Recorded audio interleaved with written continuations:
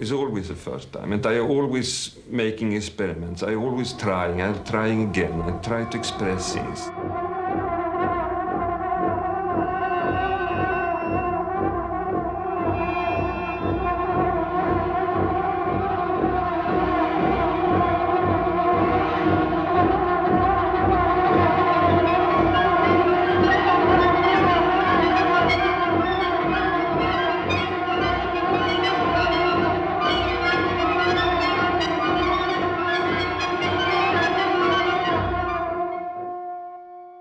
The Hour of the Wolf is one of those beautiful, gothic, scary use of words. I mean, but they're so suggestive. And that terrible hour, around 3 a.m, when people tend to die at that hour, babies tend to be born.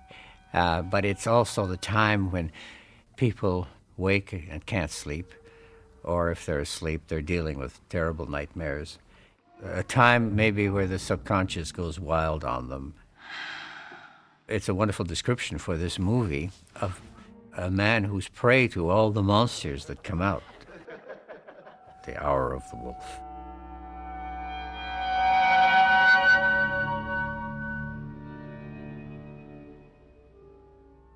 After he's done Persona, which says ingenting, is all nothing. Ingenting.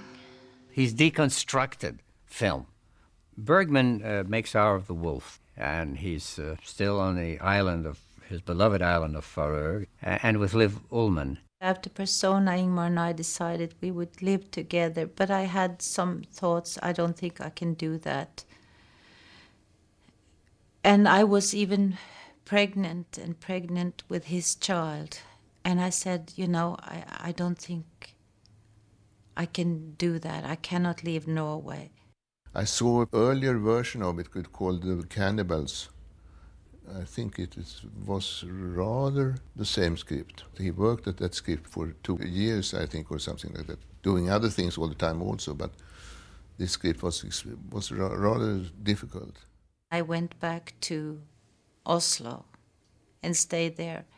And then suddenly came this new script in the mail, and it wasn't The Cannibals. He had rewritten it and called it The Hour of the Wolf. And it was about this still innocent woman, but now she was pregnant. And she goes through this nightmare of a story. And he said, okay, if we're not going to live together, can we do this movie together? And I went to Sweden to do Hour of the Wolf. And then, of course, he was the man I loved, and I was the woman that he loved. So that's why The Cannibal turned into The Hour of the Wolf, because he wanted me, and it became that way because doing a new film together, we knew we couldn't part.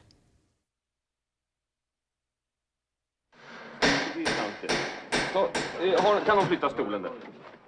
Kan du sänka lite grann?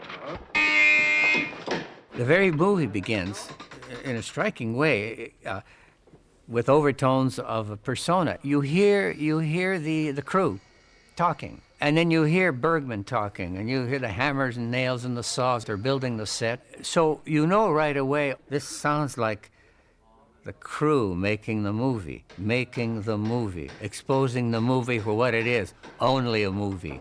This is a construction. This is another story. This is another thing we're doing. The first day, shooting day, I stand in the studio or on the location and have to make the first picture. I have the feeling this is the first time. It's always the first time, and I always making experiments. I always trying. I'm trying again. I try to express things. The only thing is that I have been at work now about 30 years. I have made, no, not 30, 27 years. So I made about 31 or 32 pictures. It's a lot.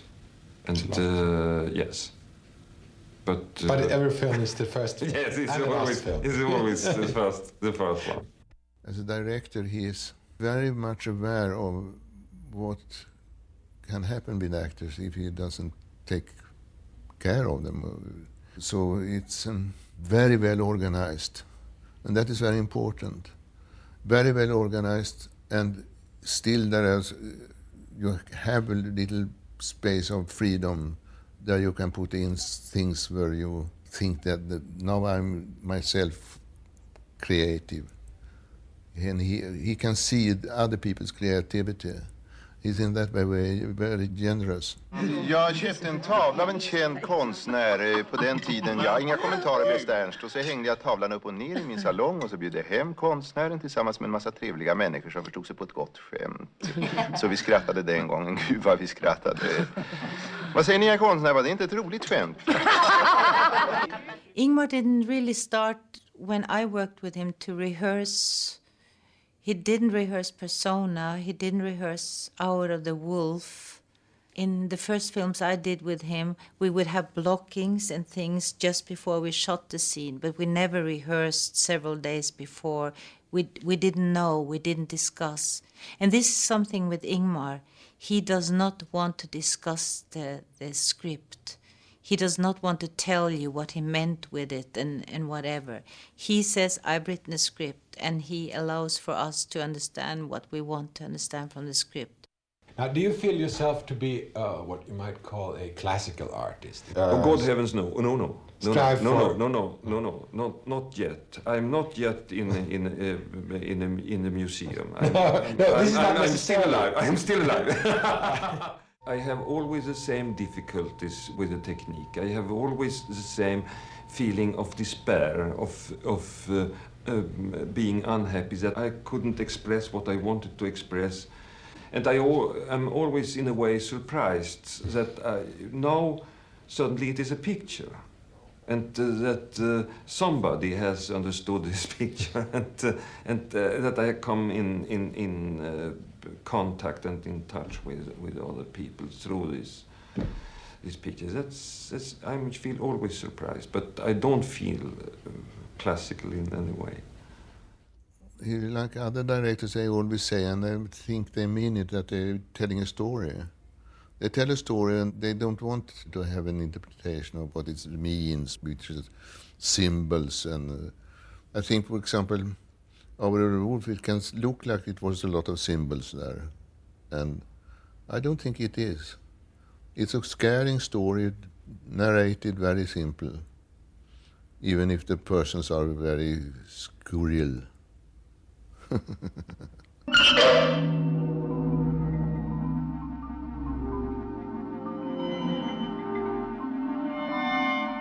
He's putting us into a genre that really he's never done before.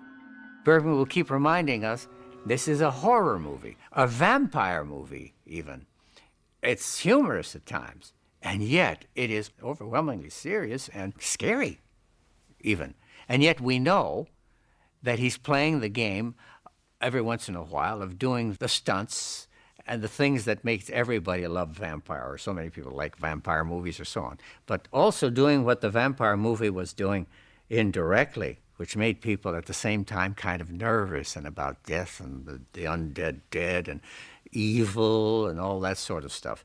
So at that level, it's a very self-conscious movie, making the viewer self-consciously aware of what's going on and yet getting caught in it and being moved. And I know people who literally couldn't sleep after seeing that film. This is kind of where Bergman is now. It's not the way he was making movies before.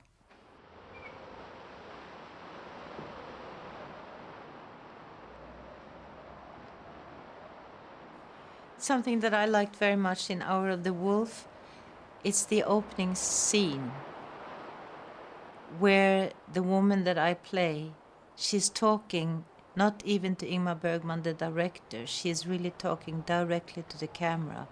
Dagboken har jag fått. Du undrar varför jag tänker stanna här? It gave me such a personal way of starting my part in this picture, and it also gave Ingmar Bergman a personal way to start his picture, because it made the audience know that it is through the eyes of this woman you are watching what is happening.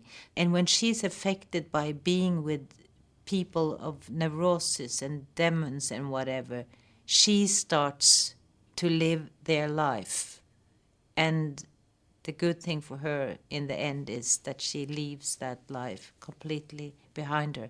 If you are living with somebody who is mad, if you're not careful, if you are an enabler, you'll end up being mad yourself.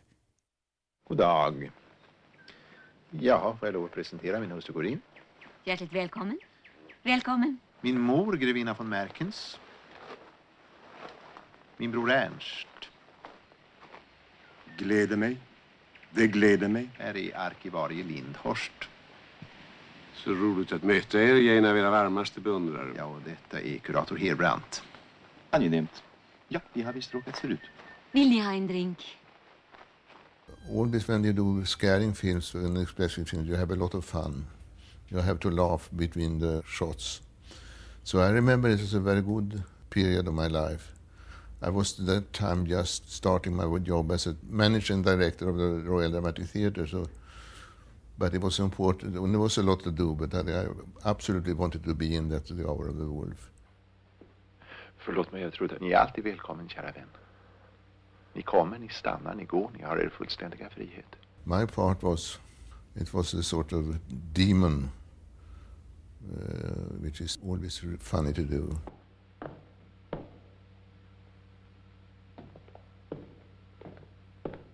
Everyone who see the film says to me, how did you do? Do you walking up and down in the ceiling?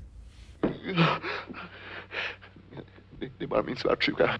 Går i vägen, är snäll. It was a trick.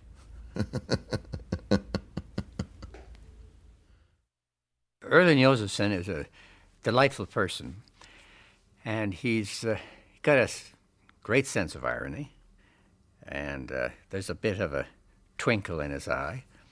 And of course, yes, Bergman gives us truth and reality, but what truth? What reality?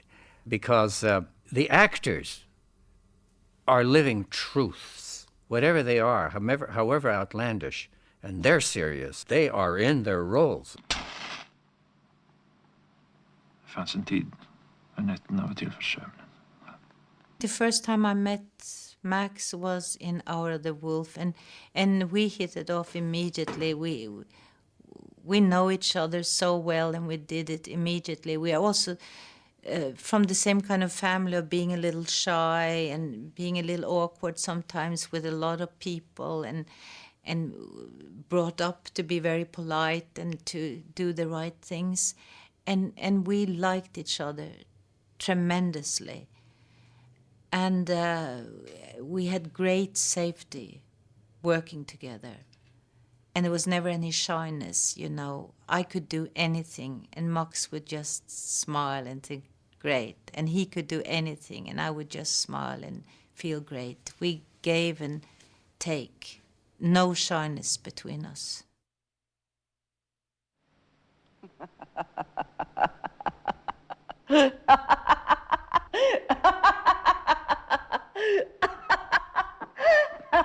There's a wonderful scene.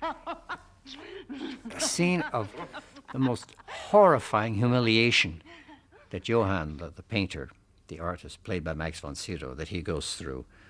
And it's when he's joined to his lover, Veronica Vogler, a name that Bergman uses often in his films, Vogler. But at a certain moment, the demons, the inhabitants of the castle, who have now turned into their monster, their real selves, or their whatever selves, and they're watching windows and so on. Nej, nej, nej, bry dig inte om dem. Bry dig inte om dem. Bry dig inte.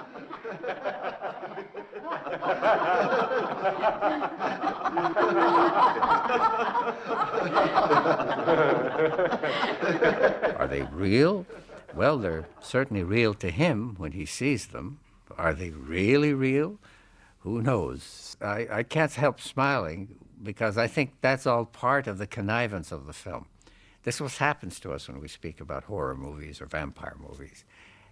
They're speaking about terrible things, possibilities, but at the same time, we sort of smile knowingly that, yes, of course, and particularly in this movie when this most suffering, dreadfully disintegrating man Yeah, the disintegration of the human personality, when we're seeing that in front of us, just as we saw the disintegration in the previous films. This is the disintegration period of film and of the main characters that Bergman's going through. Well, even when you're watching that, in The Hour of the Wolf, there tends at many times to be a smile on your face. You recognize them. You almost feel like saying, "Hi, Dracula." And Bergman does some outrageous things in it, of course. Which were your greatest cinematic experience as a child? I think that was my first projection machine. You know that. Yeah. Yes, I got it as a Christmas present, and it was a very small one. It was not electric. It was with fotogen. With the light was. With kerosene. Yeah. Yeah. Yes, and. Was only a very small film in it, just a round one, about 3 meters long, and the name of it was Frau Holle. And today I don't know why the name was Frau Holle, because it was a young lady sitting on a meadow. The color of the picture was brown, you know. If you, as you remember, the sepia. Yes, sepia. And she was asleep. She wake up, and she was dancing around a little and out to the left. And then, you know, it started again and again and again. That is my most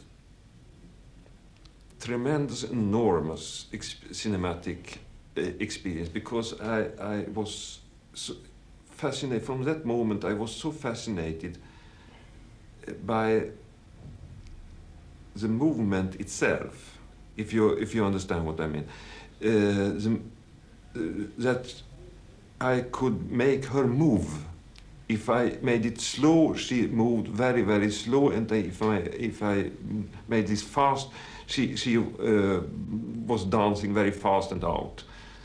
And even today, when I sit with an editing table, you know, editing my pictures, I can sit and find it extremely fascinating, extremely, just the magic of the movements, the shadow on my little screen, the shadows, moving shadows on the screen, is still exactly the same very childish fascination.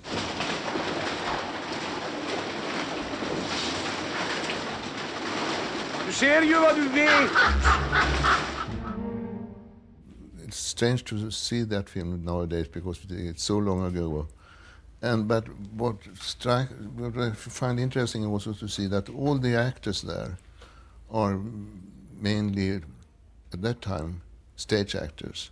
And that had influenced the acting a little bit. Yeah, I think in a very positive way, because it is a little bit brave, a little bit more expressive. You know, there are 2 kinds of actors, or maybe 3. One is the real Stanislavski one, and where you go the whole day and you go home and you are the character, you know. That's not for me. And then there's a character where they are masked, you know, they do all this so you can hardly recognize them. And then they're kind of actor that I am, that I'm using myself, what I know of this emotion. And sometimes I may not even know the emotion, but reading the script and my fantasy starts going, I start to feel the emotion or something like the emotion. And I allow it to come through my face and through my body. I allow things to happen with me, but it's always through me. It's always using Liv to be the character. I must know the feeling. I cannot invent the feeling. But I have such a lot of fantasy. So in whatever situation I am, if I want to, I can allow it to kind of come through me and it can be shown. And I'm not scared of the camera. On the contrary, I'm much more scared with the person, if I'm to look at the person. But if I know there is a camera, the camera just makes me calm and fine, because I know that camera, if I'm truthful enough, that camera will also observe the truth in me. I didn't like very much to make films. I think it was very funny to be in the studio, but the shooting there I thought was difficult because it was so many materials and technical things, other people. And I tried to not be aware of that there was a camera on my and live in the part and so on. And suddenly I can point out the moment when I felt that the camera is an erotic thing. You have to fall in love with it. You have to persuade it. And you have to be in competition with others about close-ups. So after that moment, I found it very, very, very nice and interesting to make films. So I mixed more theater and film after that. Jeg mener at om jeg hadde elsket ham mindre og ikke brytt meg så mye om alt det der som fanns ikring ham, hadde jeg kunnet skydde ham bedre i så fall? Eller var det det at jeg ikke elsket ham tilrekkelig, som gjorde at jeg ble svartsjuk? Var det derfor som de der menneskeheterne, som han kalte dem, var det derfor som det gikk så forferdelig ille for oss? Out of the Wolf was very personal for me, but I was very happy doing it because, again, maybe I didn't understand everything in the movie at that time, but neither did the person I played. I was not met by demons. I didn't wake up at 3 o'clock at night feeling the world was frightening. I wasn't filled of fear or anything. I was, as a matter of fact, in a very harmonic time of my life. I was expecting a baby with the man I loved. And I felt so much at peace. Lynn, as a matter of fact, was born before the movie was finished. I went back to Norway and gave birth, and some of the last scenes that we did, I did with a pillow on my stomach. And although the movie is not at peace, because the person who wrote it is not at peace, and he's always written about this, and the people in the movie, apart from myself, were not at peace, I was at peace, and that was the kind of character I was also showing. And maybe I should have listened to what that movie was telling. If you live with somebody who is not at peace, you yourself might fall out of peace, because that's what almost happened with the woman I'm playing in the movie. And if I'd been listening, I maybe should have taken my baby in my stomach and traveled back to Norway. But I continued the relationship with someone who wasn't so much at peace with the world as I was then. And it changed my life in many ways. But maybe I matured in a different way than I would have if I had taken my part and my baby in my stomach and went back to my home, which was Norway. My feeling of that God doesn't exist is not a terrifying feeling. It's a feeling of security. It's a feeling of this is Earth, we are here, and the wholeness that exists, but because it exists, is inside us. And it is a creation of generations of hope, fear, desire, creative mind,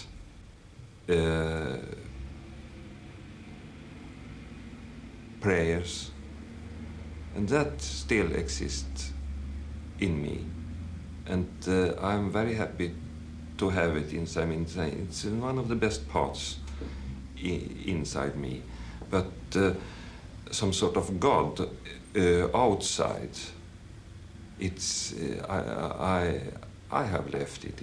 It's ridiculous. I can't believe something like that.